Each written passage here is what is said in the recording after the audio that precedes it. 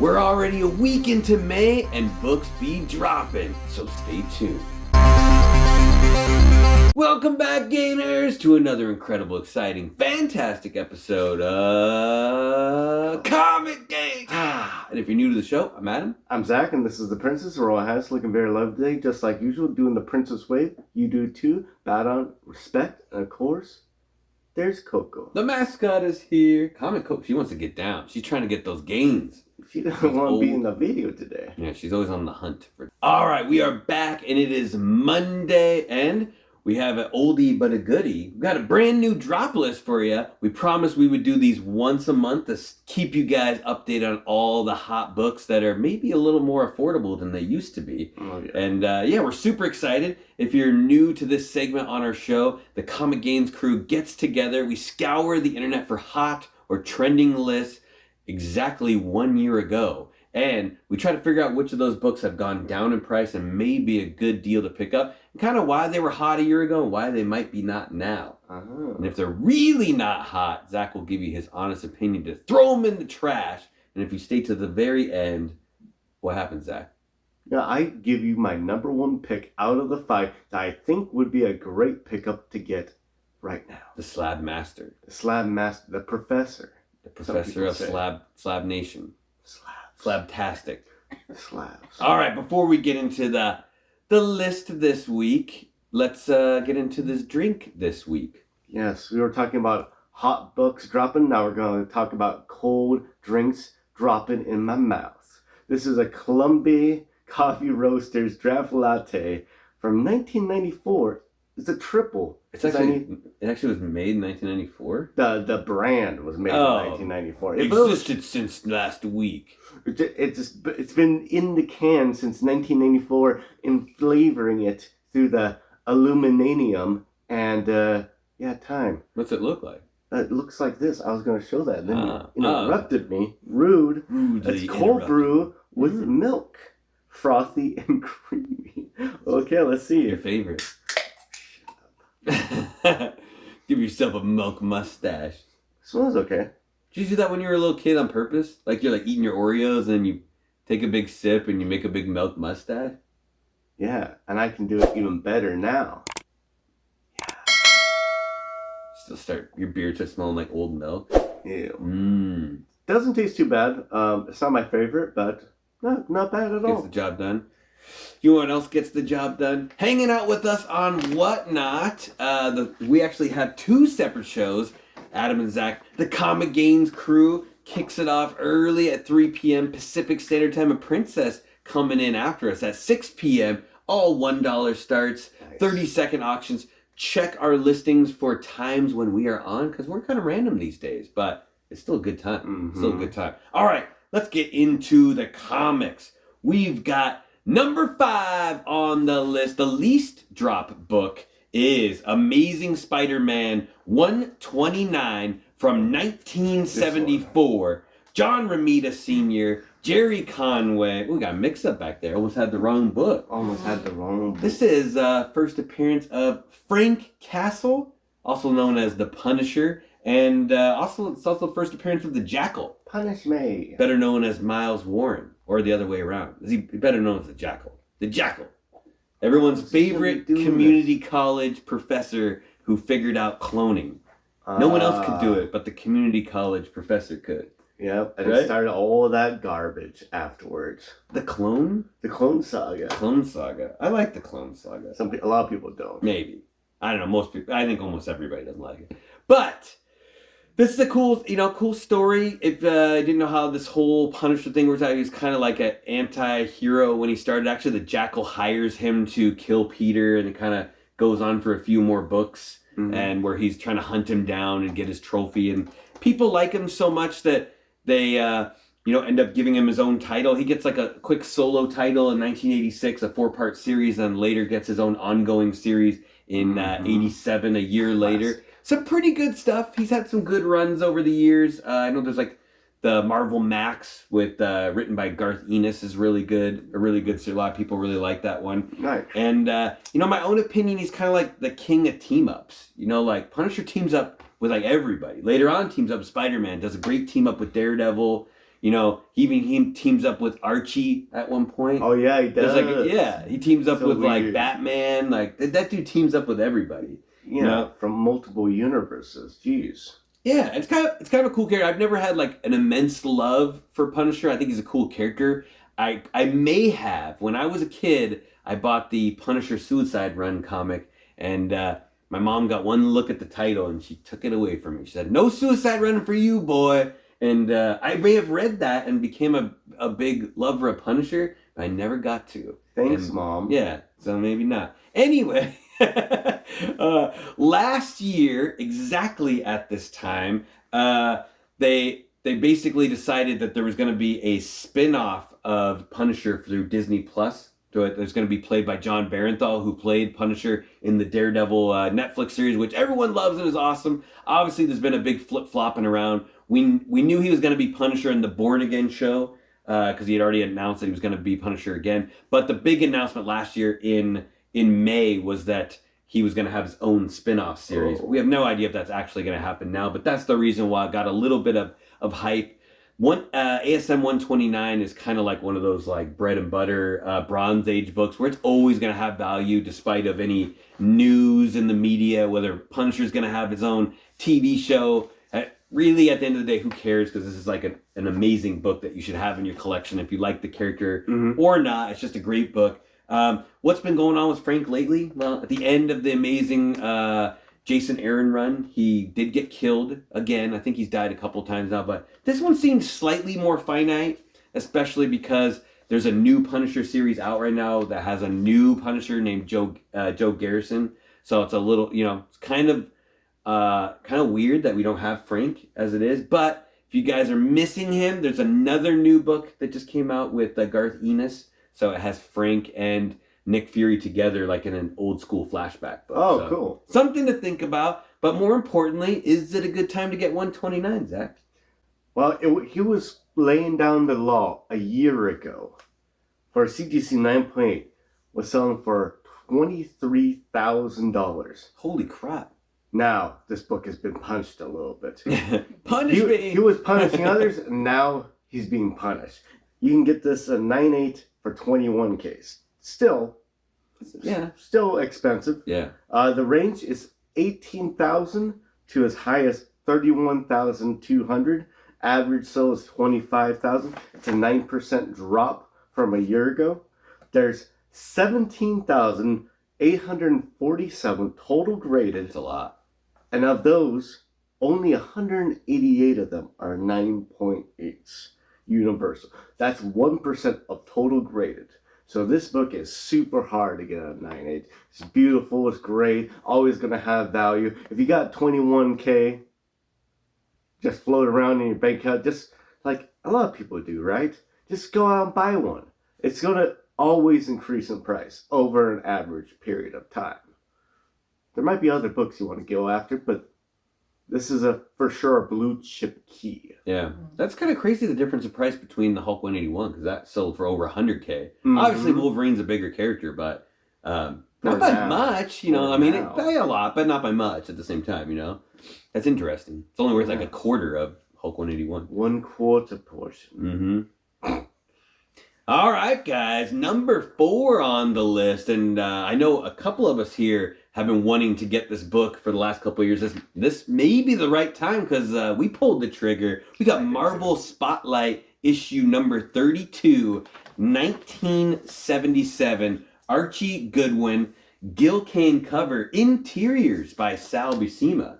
Wow. Pretty amazing on this one. First appearance of the very first Spider-Woman, Jessica Drew. And she's a cool, really fascinating and cool character. I think she falls under that same guidelines where Marvel had to create like an alternate version of one of their popular characters so that they didn't get stolen by DC. Because obviously Spider-Man's really cool, and I think DC would have the option to make a Spider-Woman and it wouldn't be infringing on that. So Marvel kind of had to go out and be like, let's make a character. Her original storyline is really cool. She's connected to Nick Fury. She was like a brainwashed Hydra agent, so she wasn't really a bad guy, but she was like brainwashed to be a bad guy, and then kind of learns her true backstory with like her dad kind of giving her like a spider formula and ends up turning into a good guy. And obviously she's the Spider-Woman we know and love, but I think her original series had some good points, but it was kind of like a little bit forced on some of the writing. I'm a big fan. She's my favorite Spider-Woman just because I enjoy the character, like New Avengers Spider-Woman, and like how she's drawn. I think she's much more cool than the other ones. Zach may have a different opinion. I think Silk is cool, but maybe not as cool as Jessica Drew. But if you guys are wondering what the differences are between her abilities and Spider-Man, because I was wondering, and they almost have the same. Both can stick to walls. Both got super strength. She also has the ability to shoot like a pheromone blast, which can like convince. Most of the time, originally, it was men into doing things that she wanted, kind of like Poison Ivy. Sort of, it's more of like a love pheromone. Like, hey, you know, like I'm sexy, you should do this, and like, okay, let me do that, which is cool. And she also has a venom blast. So Miles is famous for his venom blast. Jessica Drew had it first, so that's where she can like touch someone and like zap them with a little venom shot, which is really really exciting. There is the reason this book was popular last year again is because of Across the Spider-Verse. We got to see a version of Jessica Drew. I actually think, in my opinion, this is a whole different character, so I wouldn't even consider her Jessica Drew. Was voiced by Issa Rae in the cartoon, which she did a great job. This was a cool character. I just think it's a completely different character altogether. She rode a motorcycle. I think the only similarity is that they had both been pregnant. You know, she was pregnant in the movie, and Jessica Drew has been famous for being pregnant in the comics at the same time. The announcement was they were going to give Spider-Woman her own spin-off movie, which it's Sony. I don't know if I trust that it's going to be good, or if anybody wants that. But in hindsight, she's actually getting her own comic book. So this character from the movie is actually going to be a real comic book character, and she's having her own issue, I think, coming out in a couple weeks or so, and it's going to be her first appearance. So obviously she's not the same character because she's getting her own first appearance. The covers are beautiful, so look into them. There's actually like 2 really good covers. Maybe we'll show them right here. You can see. Put Zach on the spot. They look cool though, so check it out. More importantly, I thought it was a good time to buy this book. I think we each got one, so maybe it's a good time for you. Well, there was a bun oven a year ago. For CGC 9.8 was $1,552. Now, the bun has been cut at $1,218. The range is $1,218, so it's at the lowest it's been in a while, to as high as $2,200. Average sales is $1,815. It's a 21% drop. There's 5,578 total graded. 248 of them are 9.8 universals. That's 4% of total graded. Cover's amazing. It's kind of weird that she almost looks bald in this issue. I'm glad they changed the outfit, for sure. It's great. It's Spider-Woman #1 definitely has a better cover, but it also does have Nick Fury on the cover, so you have to consider that. This has been a classic Bronze Age book. Hasn't commanded a ton of value up until recently, but it's always one that people have been going after. Not as cool as Silk, but people have been going after pretty often. You never find that just randomly sitting in a box. No. Not usually. Not ever usually. You see usually on the back wall. It's like, oh, you want the or behind the counter kind of thing. It used to be hard to get just a regular mid-grade raw copy for under $100. You know, that's what I was kind of waiting for, to get one for under $100. Yeah, I did. It's a fantastic book. Pick it up whenever you can. I don't think you need this in a 9.8. I think this is one of those books that very few books I can say this. That's true, though, yeah. I think this book actually looks better in like Mylar, or even if you want to be a little bit safer, in a top loader, even though top loaders don't make it look as presentable, but it's kind of like, I hate top loaders. Yeah, but you can't really mess it up that much when it's in the top loader. But yeah, I believe this book is much better in the raw kind of state. Yeah, it doesn't seem to command that big a value in a 9.8 anyway, so why spend that kind of money? Yeah. Should be more like a $5,000 book in a 9.8. Yeah. And it's not. Just get a nice raw copy. Just get a nice raw copy. All right, let's switch gears and talk about number 3, which I actually thought this was going to be number 1, was we kind of put together these books. We put out a whole bunch of books that we want to research, and usually it's a lot more than this list of 5, and we have to kind of like figure out which ones have gone down in price, which ones have gone lower, and then we actually put them in order after we've done all the research. After we pick out the books we want to research. And I would have thought this was number one. Yeah. Sweet Tooth, number one, from 2009. Jeff Lemire drawn, Jeff Lemire written. He actually wrote, and I didn't know he was that good of an artist too. So both things. And take a close look while Prince is holding this up there. Just so you guys know, a lot of people make this mistake and think this book was only $1 when it came out because they were testing the character. So if you see the price on there, $1, that confuses people a lot. Because when they find it in bins, a lot of people think it's some sort of like DC Vertigo reprint. Or it's like one of those something first for $1. Yeah, so they usually think it's a reprint. No, the real number one is $1. So, and there is no other versions of this book as far as I'm aware of. Variants. So, yeah, keep that in mind when you see it. So I think a lot of people are like, oh, this is a reprint copy. No, it's the real deal. And it's strange that it's $1. But yeah, this is the story of Sweet Tooth, obviously the hybrid boy who's mixed with a deer. And this came out kind of randomly on Netflix as a TV show. And I'll admit, I had no idea about the comic until I watched the Netflix show first. I really enjoyed it. I thought it was a really cool show. Then went back and kind of hunted down some of the comics to get like a better idea how they match up. And Jeff Lemire is one of the showrunners on the show, so he has a lot of say on how it goes. But just like Walking Dead, he's able to change. He changed a lot of the show, also for just like specific reasons. But I think it also helps that like you don't want to make sure people read the book and then know exactly what's going to happen in the show. Because why would you watch it if you're like, oh, I know exactly what's going to happen next? Because it's exactly no. So there's a lot of differences between the book and the show. Major ones is that the book's way darker. The show's very like cheery and the boys kind of like running through the fields. Obviously there's a lot of like killing and weird stuff going on and mutilating of some of the hybrid kids, but it's way more darker in the books than it is in the show. And there's some cool stuff, like if you're familiar with it, like the Pubub, the dad character in the show is like a really good guy and takes care of him and teaches him much stuff. In the show he's a bad guy. He's like not a really good guy at all, and he's like a religious fanatic and like has a bunch of tough love, like kind of beats him when he doesn't do like what he's supposed to. As well as like the pig girl, Amy, the hybrid pig girl, she's not even in the book. So brand new character that they made for the original character for the show, which is cool. Plus like the whole way the virus comes about in the book is a lot different too. So like the virus in the show is actually like kind of more connected to like a religious thing where like they kind of find like an old hybrid deer that had died a long time ago, a deer kid or person that had died, and they disturb the bones and it like releases this virus out into like into the world that creates the whole like killing all the adults and stuff like that. Oh, wow. Which in the show they change it more to sort of like a more current virus. If you know the one I'm talking about, they make it very similar to the last virus that we came across, which is kind of it hit more home for you. You kind of felt like made a lot more sense. Well, obviously the second season of the show came out last year around this time. Book took another spike, popped back up, which I think is really cool. And show is on hiatus at the moment. They did get renewed for the third and final season, so there will be one more season on the show. So definitely check it out for the last one or watch all three of them. I recommend it. It's a really good show. I dug this one a lot. But yeah, the other thing crazy about the first issue is under 19,000 copies. So that's pretty low for a modern book. So pretty low. Keep an eye out, and Zach will let you know if it's a good price, as he does. Yeah, my hands and this book hands were steady a year ago. Well, steady a year ago.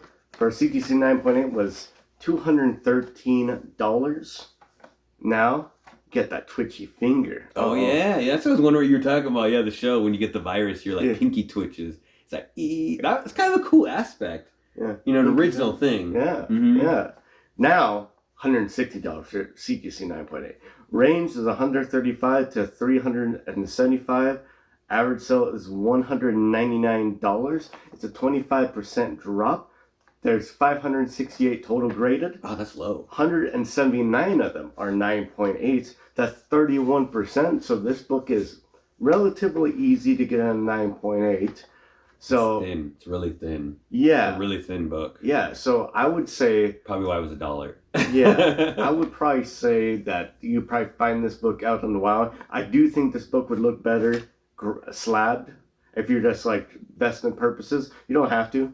This is like a 50-50. Doesn't Depends increase on, that much in value slab though, which Yeah. kind of sucks because it still sells for somewhere between 50 and 100 Yeah. raw. So if you slab it, it only increases to like 165. That's a sad day. So it's like your choice. This is one of those books. It's your choice. They either keep it raw and a nice miler, or get it slab. Either one, okay. I think this one has a little bit of legs. It's going to take a while for it to show a lot of value, but I think the show is so good, the book's so good that it's always going to be one of those Image or Vertigo, whatever title. Yeah, DC Vertigo. It's always going to be one of those classic titles that people are looking out for. So I think it will go up in trends.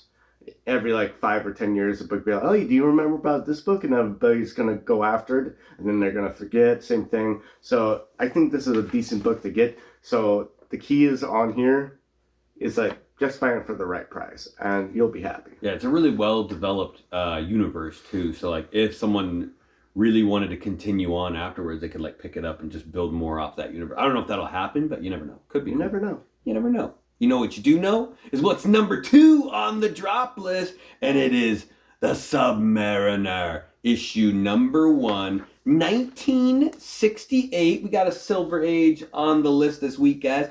John Buscema and the great Roy Thomas working on this book together, giving you this awesome cover. I love these covers. There's like this weird period of time in like right around 68, 69 where they did these like full like frontal body strong, like the Iron Man one looks really similar to that. I think like the Captain Marvel one does too. There's a bunch of which is like, here I am. And yeah, this is a fantastic book. Kind of a minor key, but I think people should more be looking at it. It is the origin of Submariner, also known as Namor, and this is also the first solo series in the Silver Age. Not very many Marvel characters can you say that about. A lot of DC ones, but I mean, there's really only like 3 of them for Marvel. You got, your Cap, your Human Torch, your Namor. You can be like, they got older books, but this is their Silver Age, first Silver Age solo series. I like the sound of that. It's a cool thing, and for me personally, it's like when I was growing up, I knew a lot about the Marvel characters and stuff and DC characters, but for a kind of, not obscure, but a little more obscure at certain times, I always knew who Submariner and Namor was. I don't know. It's like, it's something, a name I always was familiar. I was always familiar with the character, even growing up, even though there wasn't like a cartoon about him or like a movie or a TV show. It's just, everyone was like, Submariner, Namor. It's cool. It's a fun character. Exciting. This issue in particular actually continues on storyline directly after Iron Man and Submariner 1. So that's pretty fun. A lot of people forget about that book, but they have a comic book that comes out before it. And if you read that one, then the storyline directly goes along with Iron Man and Submariner 1, which is kind of exciting. If you get all 3 of them together, you win a prize, right? Yeah. Yeah. But first in the show. This book here also kind of gives you the story behind Captain Leonard Mackenzie, who is his human father, who's a shipboat captain who falls in love with Princess Fen, his mother, who's the underwater blue-skinned girl, and they make a baby, and it turns out to be Namor. I think after that gets stuck in the ice or something like that. It's pretty cool. But this book got some heat last year after the Black Panther Wakanda Forever movie, where Tenoch Huerta portrayed the character. I think was really exciting. Did a really good job in the movie. I'm a little bit worried of where they go forward with this with the MCU, because he is so similar in a way to like the Black Panther character, where he's like the king of like a foreign nation, and like they have like not like the same but similar traditions in the way that they're kind of like this mystery city that's like out like a ways. They might seem too similar, and almost kind of like I'd rather see him reel it back in and have him like join the Fantastic Four instead of doing like don't want to really see like an Atlantis movie. Like let Black Panther have that. We don't really need to see that with Namor. You know what I mean? Otherwise, it'll just feel like too similar. So hopefully they do something along those lines without like destroying the character. But that's at least how I feel about it. I don't know. How do you feel about it, Zach? Money-wise. Well, let's see. We were going to see a year ago. Everything's good. For CGC 9.8, it's going for $9,400. For 9.8, which is kind of cheap for a book like this. A Silver Age book? Yeah. Now it's treading water, guys. At $6,710 Range 6,710, the low. And at the high, 9,400. The high, yeah. Average sales $7,983. It's a 29% drop. There's 6,058 total graded, and of those books, only 86 of them are 9.8 universal. That's 1.5% of total graded. So a pretty hard book to get in a 9.8. I think this book has a lot of potential. That's why I got 2 copies. A lot of potential. The cover's great. If you get this book, you probably also want to get the one before Iron Man Submariner 1. And of course, you might as well get the Invincible Iron Man, get the perfect trio, like maybe Adam said too. Yeah, I feel like that's a good thing to have on the wall. Yeah, I think it would be fantastic. And this book will go up in price by quite a bit. I don't think it's going to be, Hulk 181, but this one will be one of the books that you need if you're collecting all the big Silver Age blue chip keys. Like FF4 and then Annual 1. Annual 1, yeah. Those are like the 3 you need together. Yeah, you should probably get, if you can afford all of those books, you might as well get this book too, because that will kind of complete the whole set. Get the X-Men one too. Yeah. 6? No. What's the X-Men one? It's like X-Men, you need X-Men 1. No, for the Submariner X-Men one. Oh, that's number we're talking 6. Submariner. Is it 6? I think it's number 6. Okay. Yeah. If we're wrong, put it in the notes down there. All right, guys. That takes us to the number 1 drop book of the month of May, which is the month we're in. And it is Amazing Spider-Man Annual number 16. Surprise, surprise. Roger Stern. John Romita Jr. cover, John Romita Sr. interiors on this one. So that's pretty exciting. First appearance of Captain Marvel, second Captain Marvel, Monica Rambeau. Also takes on different monikers of Photon and Spectrum in later dates. But this is a really cool book. It's a thick annual, so it's got a bunch of extra stories inside. She's a really cool character if they use her correctly. This is at the time when they were trying to reinvent old characters that have different people take up the moniker. Obviously, you had Rhodes become the new Iron Man, Monica becomes the new Captain Marvel. They had a bunch of other ones. They had different people take over Thor for a while, as well as some other stuff going on. But this story in particular is called "Who's That Lady?" when you're on the inside, which I think is funny. And she does some pretty cool like sexual stuff in the book, not too gratuitous, but at the point the story where it is basically Spider-Man sees her walking around as a regular lady, and he's like, oh, she's really hot, I'm gonna follow this chick around sort of strangely. So he follows her to see where she goes, and she's in this kind of bad neighborhood, so that's kind of why he's looking out for her. And then these guys try to mug her, and she kicks the muggers' butts by herself, obviously because she has powers.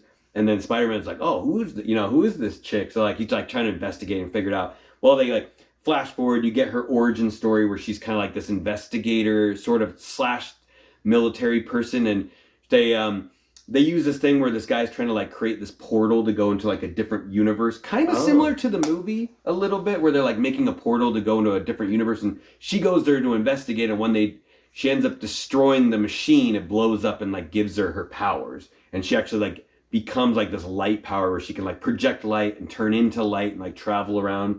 It's a little, in the comics, her powers make a lot more sense than the movie. I know a lot of people didn't like that about the movie, is that you couldn't really tell what the hell her powers were. In the comics, it makes a lot more sense. And there's some funny stuff, like when she gets to the boat to investigate it, like they're like worried whether or not they're going to let her on. She like just strips down into like a bikini, and she's like, hey, you guys want me to come on your boat? And they're like, yes, please. Which is kind of funny that they like do stuff like that, but it's the only reason you get a boat, right? And then she's like, breaks in and like foils their plan. She's like, let me use my, like female sexuality to infiltrate this team. After this story, she goes on a bunch of other stuff, like joins the Avengers and does a bunch of cool stuff. She actually, I think she's the Captain Marvel that goes in the Secret Wars too, so you get to see her in there. I find that they've created this character, and then Marvel's had a hard time using her in the right ways. Every once in a while she shows up in a cool story and makes sense, and then other times she just kind of like lingers in obscurity until like they need her. I'm really glad that she joined like the Marvel universe, because I think she's fun, and she's Played really, really well by Teyona Paris, who I really liked her a lot better in WandaVision, but she did a good job in the Marvels as well too, even though she's not written well. It's not her fault. If you're wondering what else she did, she was also in Mad Men. So Zach's a big Mad Men fan. I need to watch it. Yeah. But if you really want to see, in my opinion, Monica's best portrayal as a character, read Next Wave. She's awesome in Next Wave. She's basically kind of like Suicide Squad, where she's like the quote-unquote leader of the team, and everyone else is a bunch of like punks and morons that she works with, and everyone calls her like the ex-Avenger. And she's kind of like wants to do things like the right way and the good way, while everyone else on her team is kind of like goofy and does stupid stuff. It's really awesome read. Definitely check out Next Wave. But this is an exciting time. I think this is going to be an everlasting key. And right now, because of circumstances with movies and TV shows, it's much more affordable. And it might be a good time to pick it up. Yeah. Well, the booty was growing a year ago at... What? When booty was growing a year ago. That's all Zach thinks about. Yeah, that's true. BBLs. $630 for a CGC 9.8. Now, she lost those gains a little bit. Didn't go to the gym as much. You can pick one up for $312. For 9.8? For 9.8. Very reasonable. Range is $238 to $675. Average sales $412. It's a 50% drop. The booty dropped. There's 3,298 total graded. Only 335 of them are CGC 9.8 universal. That's only 10%. That's 10%. That doesn't make any sense. Doesn't make any sense. Yeah. That for sure tells you right there that this would be a fantastic book to pick up. I would get this in a 9.8. Yeah. For $300? Yeah. It's going to be hard to get. It's going to be hard to find a copy they can submit and potentially get a 9.8. So spend the $300 and get a 9.8. And here's the thing. In the last movie, shows her in the X-Men universe. Mm-hmm. And if you think about it, basically the next Deadpool movie brings the X-Men universe and the Marvel universe together. And guess who's in the Marvel universe, or the X-Men universe right now? Monica Rambeau. Yeah. So that's how she's going to be brought back in. So they haven't said anything about this. That's a good point. It makes Professor Zach. Yeah. I drink and I know things. I drink and I know things. So this book would be fantastic to pick up, especially if she makes a good appearance in the Deadpool movie. I could be wrong, but it would make sense that she shows up in that. Yeah. It would make a lot of sense. Sure. And if a lot of people like her, this book's gonna go crazy. Crazy. My number one pick is this book. Yeah, definitely. Has to be. And my number two... Oh, I have to be right back. I'll show you my number two. My number two is probably that Spotlight 32, because that book's so cool. I get that book raw. I'll get it raw. Another one raw, actually. Cool. I should. Anyways, that's it. Yeah, so awesome drop list this month, guys. Like I said, we're going to be doing this once a month. We got to keep you on your toes, let you know what's dropping in the world, because it's important sometimes. And stay tuned. Next Monday, we're going to have an awesome review of Blood Hunt so far. So we're going to get you all read up and let you know how it's going, how the vampires be sucking.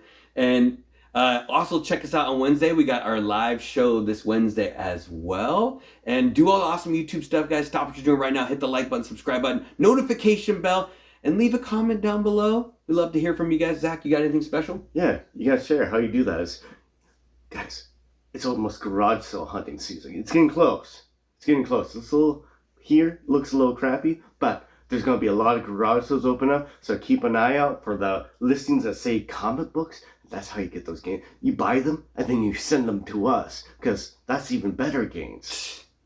At least for us. Anyways, keep an eye out. There's estate sales, garage sales, all of these types of flea markets. Let the hunt begin, guys. Let it begin. If you live in Arizona, is it always garage sale season? And there's a lot of elderly people that don't want their comic books. Yeah. The ultimate place to hunt. Don't ever sell anything to Zach. He takes advantage of the elderly. What? All right, guys. Until we see you later. They'll never know. Stay safe and remember, Get those senile gains. No. Get the garage sale gains. Get them every time. Every single one.